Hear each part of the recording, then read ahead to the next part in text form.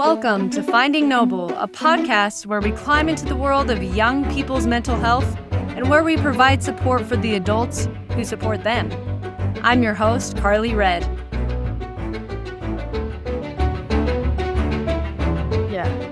Yeah. So I'll say this. They explain the OCD cycle. So you have whatever threat or trigger something. So maybe it's, I don't know, what's a good example? Maybe like I have some thought in my head that I feel is immoral or something. So then it causes the next step in the cycle is anxiety. I have anxiety because I've attached my worth to that for whatever reason.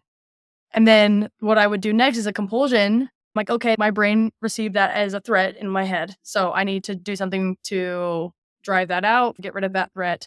And then it reinforces the idea that that thought really was a threat. When you do that compulsion, you're telling your brain, oh yeah, that was bad. That would be bad if I had actually thought that, or that would be bad if I didn't wash my hands like that. So when you do that compulsion, you're reinforcing this idea in your head. Literally, your brain is receiving things that are not threats as threats because you have these strange compulsions.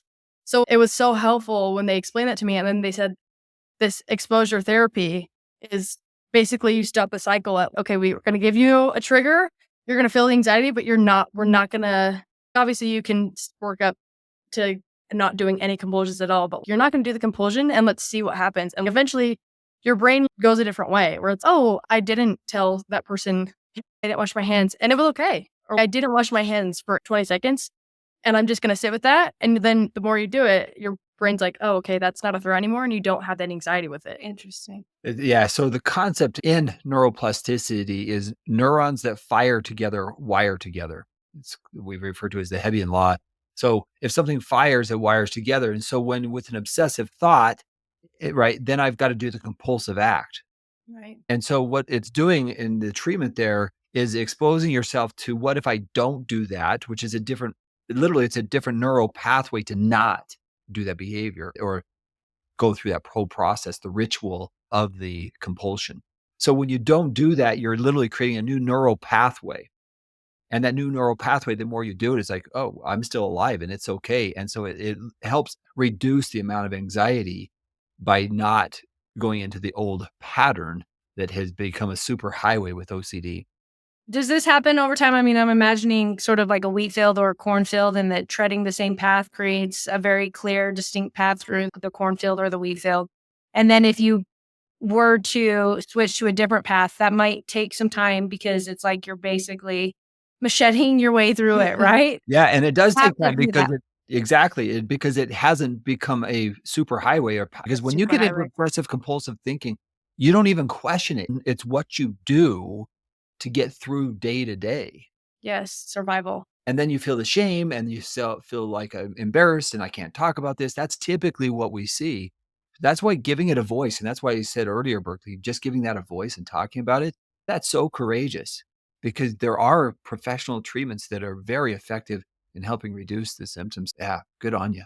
Okay, one more question. So if you are macheting your way through to a new neural pathway, does the old one, like a corn or a wheat field, eventually start to grow in and that it's not as much of a superhighway? Historically, with neuroplasticity, we have a use it or use it brain. Okay. It doesn't mean it's going to completely go away. It could be reignited with elevated stress or situations that remind me of. And that's why I have to lean into the solutions that I found to be effective. Because once you find an effective solution, that solution is a solution that can last for a lifetime. Okay. But under high levels of stress, it could be easy for me to come back to that space and start to feel those feelings again. And so learning how to respond, having those tools, having those strategies is really important for long-term success because when we do that, we know I can respond to this. Like Berkeley, you right now, you know that if something was to come up, you could respond with some of the tools you've learned. Yeah. Yeah. So explain what started to happen over time as you would do these exposures. Maybe give us an example of some of the exposures that you did. It was horrible. Especially towards the end, they'd be like, okay, you've mastered whatever stuff. So they literally have a list. I should have brought it, but I kept one because I wanted to remember this. But they would write out every week. You'd have a therapist help you write out your obsessions and the compulsions. And they'd be, okay, this is what we're going to do to expose you to that threat. And then this is what you would normally do. And you're going to make a plan to not do that. And so you're going to lean on certain skills. So for example, I wanted to ask if you knew this. in my psychology classes, I remember learning that I have body dysmorphic disorder. And I remember them saying it was historically in the DSM-5 or one of the DSMs, it was a subcategory of OCD. And now I don't think it is. But from my understanding, it's a similar cycle where it was obsession and I was doing so many compulsions because Related to your body. Yeah. Yes. Yeah, very much so.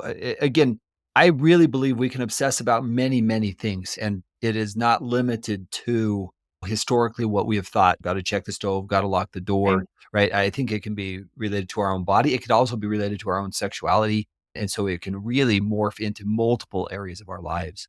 Yes. Yeah. So I actually, I don't know if no, I'll be okay with this. But we have a brother that came out as gay when I was, how old was I? 8? I don't know. Probably. But, and then the OCD came a few years later, but I felt like, oh my gosh, how would I know if I am straight or gay? I don't know. So for a couple of years, it would come and go. And I felt obsessions would be like if a gay couple kiss on television, I have to look away. Cause what if I'm worried I would feel something. So I need to not look. I saw, especially in a more conservative area, that was really hard for a brother. So I'm like, that would be hard for me if I felt that myself. So I was this massive fear. So then they would, at the OCD place, I told them that. And then also, if you wanted to say, once I just looked up, when I lived with that roommate, she was like, oh yeah, those are common OCD things. And I was like, what? Like these weird things that I think? I didn't know. And I looked it up and it was, oh, sexual orientation is something. And I think people think about, and I was like, what? This is something that I thought was just odd with me because everybody else seems secure in how they feel. I'm having these weird obsessions about it. So just knowing that was something that people with OCD feel was such a relief. And then also they would do exposures for that where they'd be like, you're going to play. I would play this game called Hot or Not where I would go through, look up celebrities on my phone and scroll through and they'd be boys or girls. And no matter who they were, I would say if they were hot or not, if I thought they were hot. And I literally have to say, I think that girl's hot. And they'd be like, you probably feel uncomfortable because you're worried for whatever reason that's going to change your sexual orientation or whatever and make you unsure about yourself, but you have to just sit through it. And that some of the exposures within just a few times of doing it, it was like, all right, I got this. I can say that now comfortably and I can see that I can get over that. But one that was really hard was I was so concerned about weight and I had such an it felt like my weight was attached to my morality. And it was that obsessive compulsive cycle. I would literally in the car, I remember driving home from the OCD center one of the days and I had to move my hair a certain way and sit a certain way because I couldn't look at my legs because I hated how they looked because they looked too big. So I didn't even realize I didn't know those were compulsions and they were reinforcing the cycle and I was stuck in the trap. And that's also when we were in California, I hated my body so bad. I could see everything, but I had these compulsions. I have to wear this shirt because that would be anything else is going to make me look bigger. And I had so many compulsions. And then also they would make me show pictures of when I weighed my heaviest in my life. And it felt like it was going to crush me. And it would take like a full hour for me to recover, me having to show somebody that picture and not doing any compulsions like, oh, this was a long time ago, or I lost the weight, or saying anything. I had to just show the picture of when I was at my heaviest. And then they wouldn't let me do any compulsions. I could choose if I needed to do some to cope a little bit, but I would see the recovery time go from almost 2 hours to 2 minutes, like in 11 weeks, or probably within 6 weeks, I started seeing that shift. And I mean, I was only doing that a couple times a day, but I could see the change in my brain. Oh, I don't have anxiety attached to that. A threat. Yes. Like what would be so bad? And also that OCD place, their whole motto was live uncertain. So you just have to accept that you can't control it. So maybe when you show that picture, maybe my worst fear is that somebody will think I'm fat. I'm so obsessed about my weight. And so they would be like, just tell your brain, maybe they will, maybe they won't. You don't know and you can't control it and you never will be. And once you tell your brain that, it's like, oh, I can't really argue with a maybe. That kind of cuts the conversation where I won't know. And what am I going to do with that? I don't know. And then your brain just lets it go. So through all what you just described, which is what we typically refer to as exposure therapy. Yeah. Yes. Right. And as we go through that process, you begin to realize it's not 2 hours, it's maybe a couple minutes. And as you work through those things, and that's one of the powerful things that we understand about the treatment now is like, you don't have to suffer in silence. There are solutions. And if you utilize those solutions, you're going to feel different. You're going to experience different. You're going to think different. And what becomes actually a part of your journey is you gain confidence. because you don't feel the confidence when it's controlling you and you're spending 2 hours responding to something. But when you can respond in a couple of minutes, now you feel more in charge or in control. And that is the healing process because you understand it and you're not living in this place of what's happening to me like you were in the very beginning. Yeah. Yes. So you're saying the more you accept that you're not in control of everything, the more in control you feel?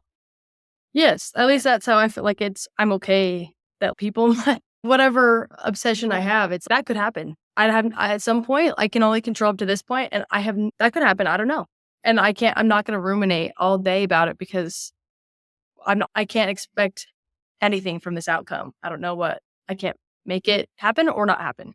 I found it really interesting. I went to her graduation after the 11 weeks. And first of all, let me say, when I went to that graduation and all the people that were in the room, a lot of what you call them, students that are still in there, clients, students that are participating, you're all in a big circle. And it was Berkeley's graduation day. So me and a brother of ours and my mom was there, right? Yeah, and Dad, I think. Oh, and Dad. Anyways, so we were there and they were talking about Berkeley and they just said she worked so hard. She faced so many fears and you really did the work. So I think that's probably important to know is that if you really do want to start to heal your brain, it requires work and you have to be ready to do some hard work, right?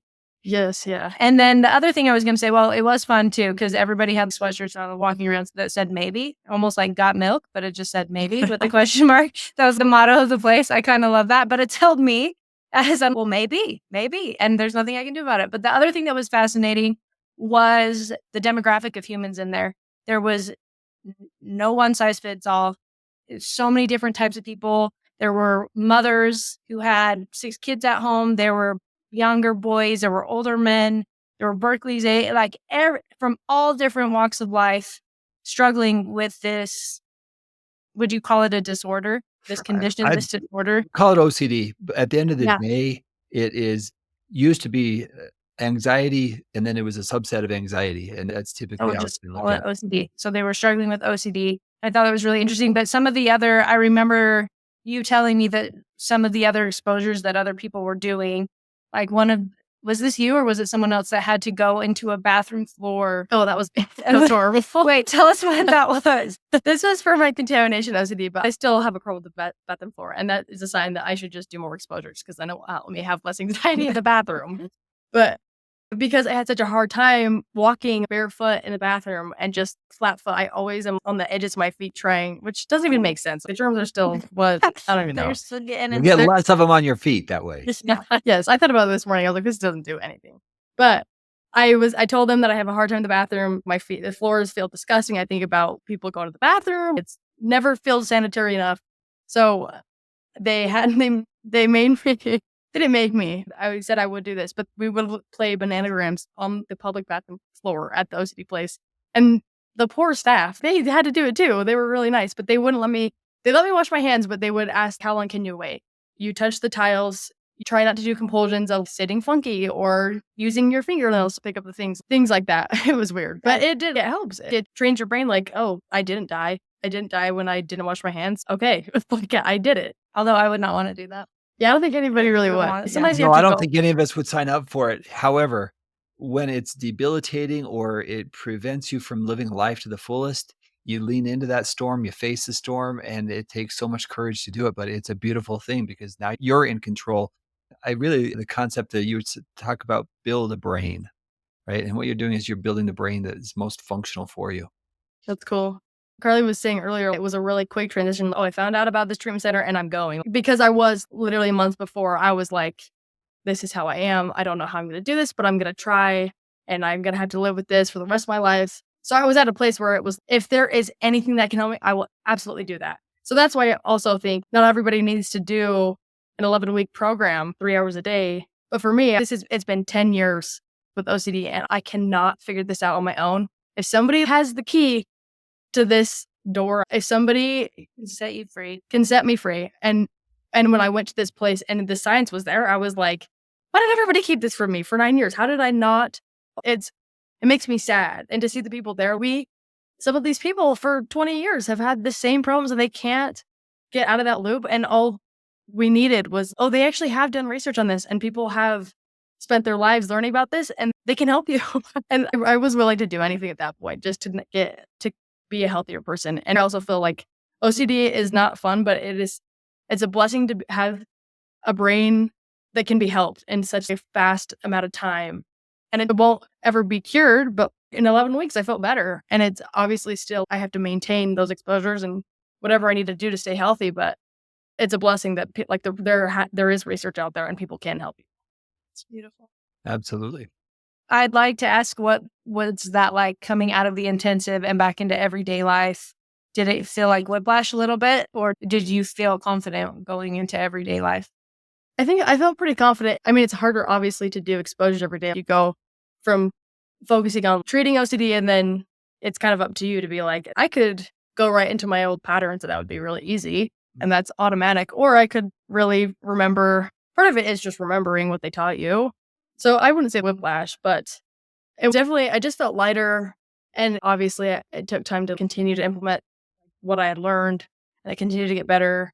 This also was helpful when we left. They were like, it's not a linear, your happiness isn't going to go from here to here because you went here. Recovery it's obviously It's like going the stock up. market. Yes, exactly. Like there's a trend, but it's not a straight line. So that was helpful to know. I'm not back to where I was just because I have this bad day. But I also did ICBT, inference-based cognitive behavioral therapy. I went to a therapist, but that helped with my OCD just because it was nice to do the exposure therapy, then also to have more time to talk to a specialized therapist, explaining maybe where those thoughts come from. And your brain is making these assumptions based off of things you've heard and things you've seen. And you've made this whole narrative about your life and you're acting on that when that narrative is likely not reality, especially when you're in an OCD state like that. I'm not a horrible person because I had that thought, but I really believe I am because I've made this really compelling story about myself, especially after you've had OCD for so many years. It's like that ICBT, I would say exposure therapy was the most helpful. And then that afterwards was nice to be like, oh yeah, I guess I'm now seeing in my family why I probably thought that and how I turned it into this obsessive thing. It's morphing because I have this tendency to get obsessive about whatever.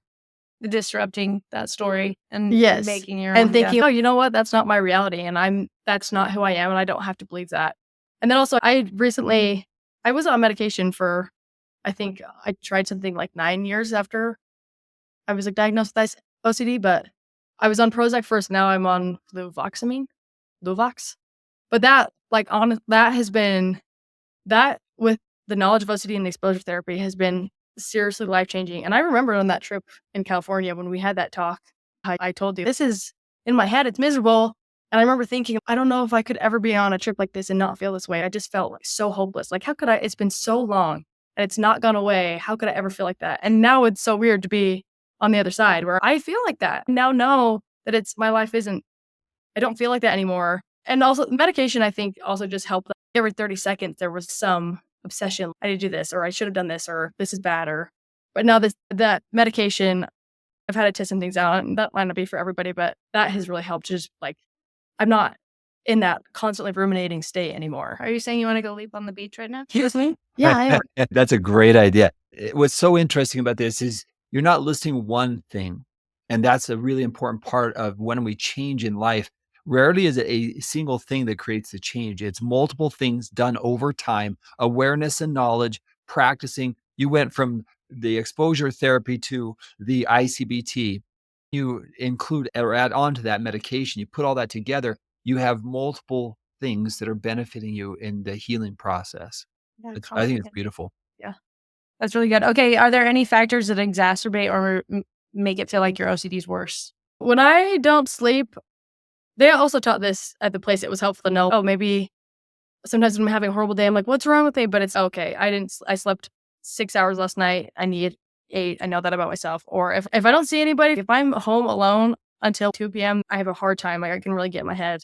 So being social. And then also if I'm not exercising, that's when I can get in a pretty hard place. So exercise really helps. And also, I was going to ask this question because I'm really curious. Now that you're at this point in your life, does your OCD seem to attach itself with the same intensity and you just know how to cope with it? Or does there seem to be this diminution in its potency? Like improving and maybe less of a threat overall, that it's not as big of a problem in your brain? I think it's both, where OCD feels less threatening because I know what it is. But when I didn't know what it is, it's like this massive thing that feels like a barrier you can't overcome. So now it feels like, okay, I know what I'm up against. That lesson is a threat. And then also, I know I have the tools. Like what you said earlier, Dr. Skinner, that obsession could happen and I could struggle with that. But now I know I've gone through all these other things. At some point, it may take some time, but I'm going to get over that and I can handle it and manage it. That's really good. Well, and I even know before you got married, you had some relationship OCD Yes. that it resurfaced. And what was that like working through that? That's hard. It was really confusing, but it is now like being on the other side of it. Got married. But it makes sense because that marriage is uncertainty. Like I couldn't know what it's going to look like in 4 years. Of course, with this tendency to need to be certain about the future, that was such a scary thing. And it took some time, but the medication really helped. I was on medication for most of the time. Sometimes where I could think about it all day, where it was, oh, that still comes across my brain, but it's not nearly as strong and disruptive in my life. And then also, I just saw a therapist during that, and that was helpful and kind of explained, oh, yeah, relationship OCD is a thing and people have that. There's an OCD book. It literally is called Relationship OCD, but it was helpful to read that and be like, oh, that's exactly what I'm thinking. And these are some exposures I could do to help. And that was really awesome. And it helped that you had a very patient boyfriend, fiance, spouse that also is reading the book and tries to understand. Yes, very, very nice about it. Yes, he's very kind about it. Okay, the last thing I want to ask is, what can we do as parents now? What to say, what not to say, tools to learn, the environment we create as parents. I know there were a lot of things early on that you found were helpful and not helpful when you had OCD as a child, now into adulthood. Yeah, I think we were talking about this earlier, but an OCD brain really is different. If your kid comes to you and says, I think I'm fat, you're probably going to be like, yeah, you might be. Like, that's probably not what a parent will say. But Hopefully not, right? Yes. But after going to that OCD center, they talked about reassurance versus validation, where if you reassure your child, like, no, you're not fat, then that's confirming to my brain that would be really bad if I was fat. If they are like, no, you're not, that's telling myself, okay, that's a threat. I got to make sure I'm okay today, but tomorrow I'm going to have that same fear. But a parent can validate and be like, that is hard. And even if you did gain 50 pounds, and that would be hard because obviously that's not what you were hoping would happen, whatever. Maybe you were wanting to get in shape or something. That's hard, but not saying like that won't happen. I guess when it just to try and make the uncertain certain is not helpful as the child. When that's kind of what parents want to do. That's like your natural, and it probably will look different. Like if my parents are talking to me at 12 versus 22, they can probably be more honest with me now and be like, maybe you do look different than you did. And that's okay. We're going to be okay. I like that you call it neutralizing the threat, that you're making it nil and that it doesn't hold power. I think that's really profound. Even the other day, my son might kill me for saying this. This was yesterday, but he's already starting to recede. His hairline's starting to go back. And I got him some minoxidil to put on his head, and I don't even think we're using it right. And he was so fearful. What if this doesn't work? What if I start to go bald? And I just said, what if? What if you start to go bald? What does that mean about you? And he was like, well, nothing. They said, luckily you have a nice face. This is probably bad. This is reassuring. I said, you have a nice face. And I said, you have a nice head. So if you shave your head, you'll look good. I said, okay, that was probably the wrong thing to say. But it was this trigger that went off in my brain based off of conversations that we had of neutralizing the threat. So what if you go bald? What does that say about you? Well, nothing. And he has a bunch of friends that are already starting to recede more than he is. And maybe something's in our water. I don't know.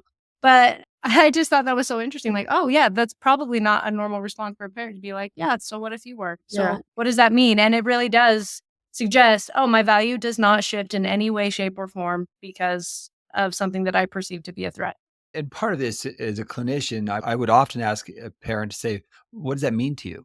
You're trying to get their interpretation. What does it mean? Okay, what does it mean if your hair is receding? What does it mean if we go bald? What does it mean if I'm gaining weight? What does that mean to you? So that curiosity and their interpretation can help. You can actually help them. Like the meaning of that. That's not how I would see that. You have a wonderful face, and if you go bald, great. You got a great round head. You're going to be just fine. Now you're helping. You say neutralize. You're helping them look at this in a different way. But first of all, if we can see how they're interpreting it, and that's where we can come in and say, that's an interesting interpretation. Can we look at it possibly another way? Right. And that kind of curiosity with information can help them like, oh, okay, that's cool. It's not fixed. And that means nobody's going to love me or they're going to make fun of me or whatever the interpretation is. We can help them have a different interpretation. And like you said, when you were going to this other therapist, helping you see the motivation or the impetus behind some of the thoughts you were having, as a parent, it is nice to know, asking, so how did that make you feel? Understanding the value system that maybe we've unintentionally supplanted into our children's souls, into their minds, because maybe we didn't even know that they picked up on something that we said a long time ago or something that we didn't realize that we focused on heavily in our home. And then that's helpful information as a parent. Also humbling information. Yeah. So let me add a couple things that I would add to this. The parent, if you're concerned, we've identified the symptoms, we've talked about it. You guys have done a great example of personal story, which is phenomenal. But if you're concerned that your child might have OCD or someone in your family has, because we can genetically pass this down and we have to be aware of it.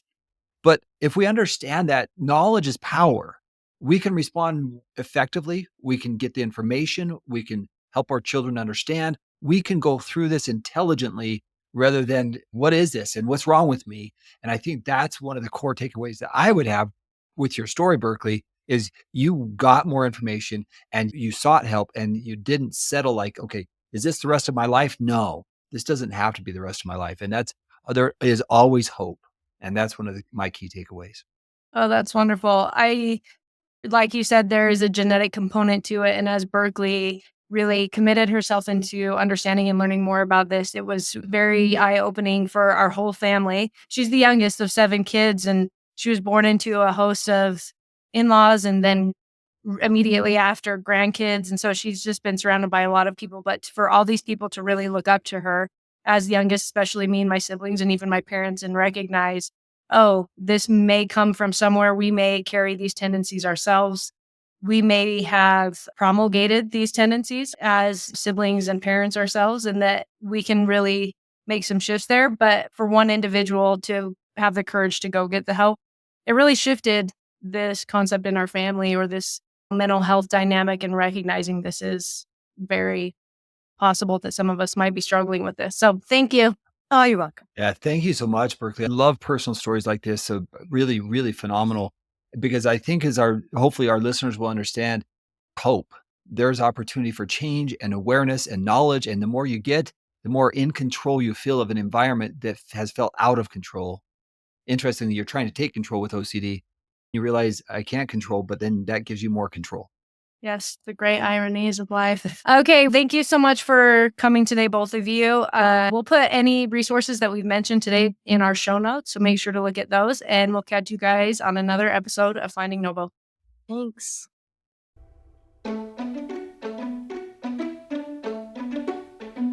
You've been listening to Finding Noble. I'm Carly Red. Follow Finding Noble on all available podcast directories and find out more on our website, findingnoble.com. That's findingnoble, Noble.com.